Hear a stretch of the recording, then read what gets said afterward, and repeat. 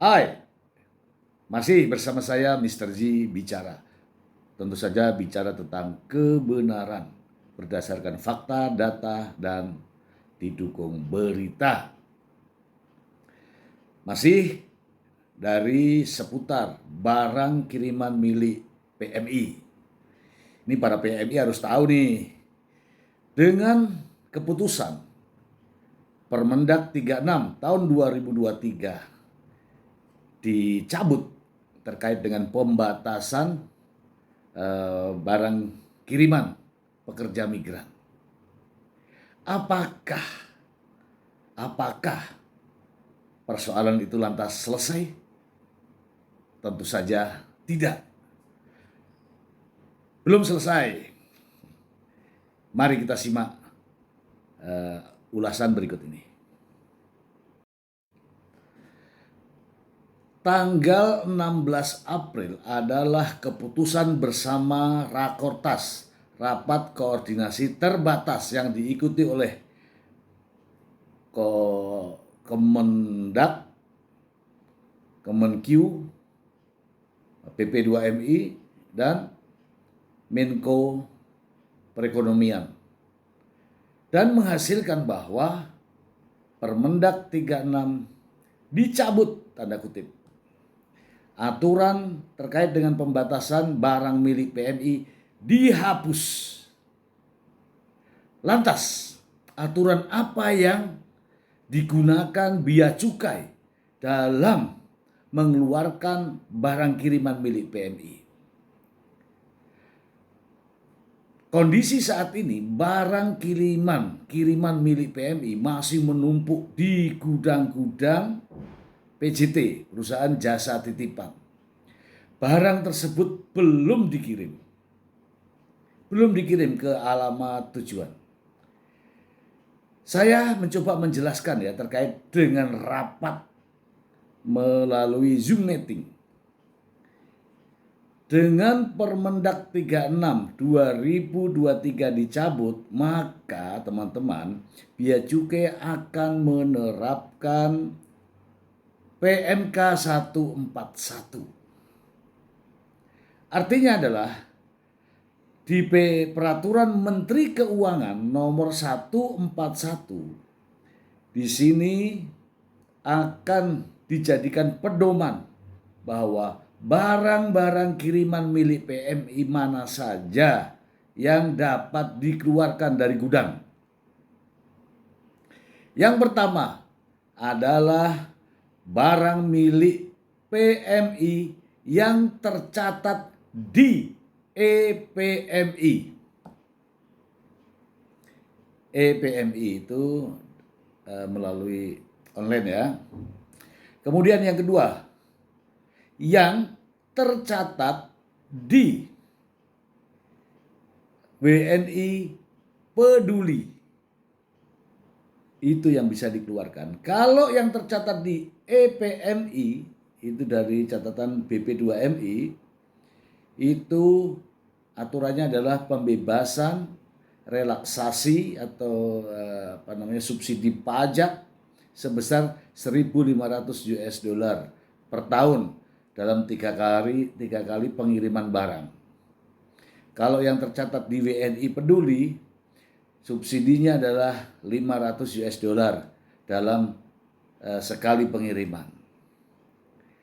Namun masalahnya, bagaimana dengan para PMI ini yang tidak tercatat di keduanya, tidak tercatat di EPMI, juga tidak tercatat di WNI Peduli. Apabila para PMI mengirim barang dan sekarang tertahan di gudang-gudang, tidak tercatat di EPMI, tidak tercatat di WNI Peduli, maka terhadapnya diperlakukan PMK 196, yaitu terhadap perdagangan umum.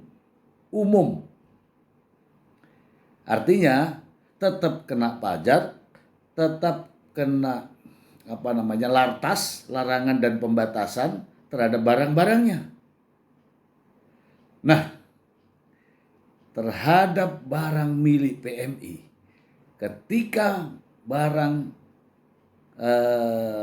barang yang sudah dikirim sekarang, bagi mereka yang sudah terdaftar di EPMI dan WNI Peduli, pastilah barangnya akan segera sampai di tujuan. Ya. Karena berlakunya PMK 141. Lalu bagaimana yang tidak tercatat?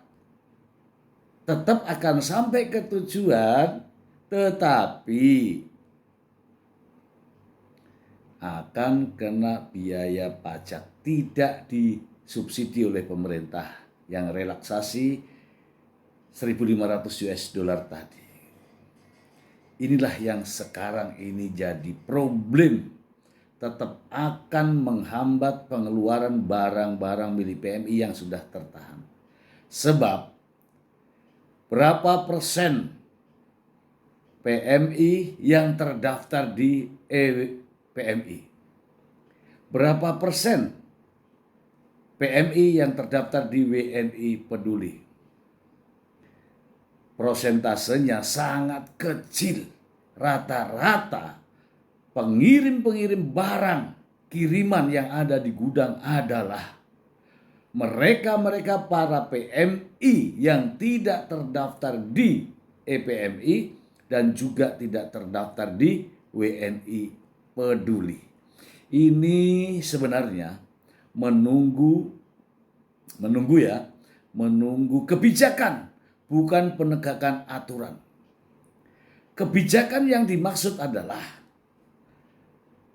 penghapusan aturan-aturan itu. Pemutihan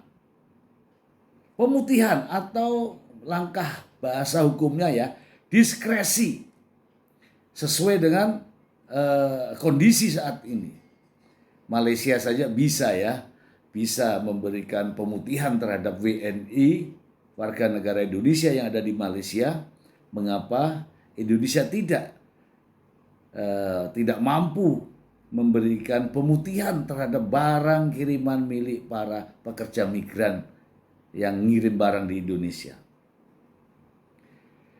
Barang sudah ada di Indonesia, pengirimnya adalah warga negara Indonesia. Kenapa pemerintah Indonesia tidak memberikan kebijakan terkait dengan pemutihan? Karena aturan yang tumpang tindih sehingga barang-barang milik PMI saat ini rasanya sulit untuk keluar dari gudang. Karena itu tadi aturannya ya. Ketika Permendak dicabut tanda kutip ya, maka tetap akan berlaku PMK 141. Nah, PMK 141 ini mengharuskan yang barang-barang milik PMI ini mengharuskan PMI harus terdaftar di EPMI dan WNI Peduli. Kalau tidak terdaftar di WNI Peduli, EPMI, maka berlakulah terkait dengan impor umum.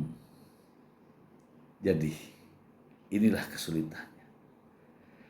Nah, kita akan terus membahasnya sampai betul-betul ini tuntas. Karena yang dibutuhkan hanyalah kebijakan pemangku jabatan. Orang-orang yang memiliki jabatan yang bisa mengeluarkan barang milik PMI ini. Bukan menegakkan aturan lagi, tapi dibutuhkan keberanian, diskresi dalam menentukan kebijakan. Ini yang bisa saya kabarkan untuk teman-teman semua. Demikian, terima kasih. Assalamualaikum warahmatullahi wabarakatuh.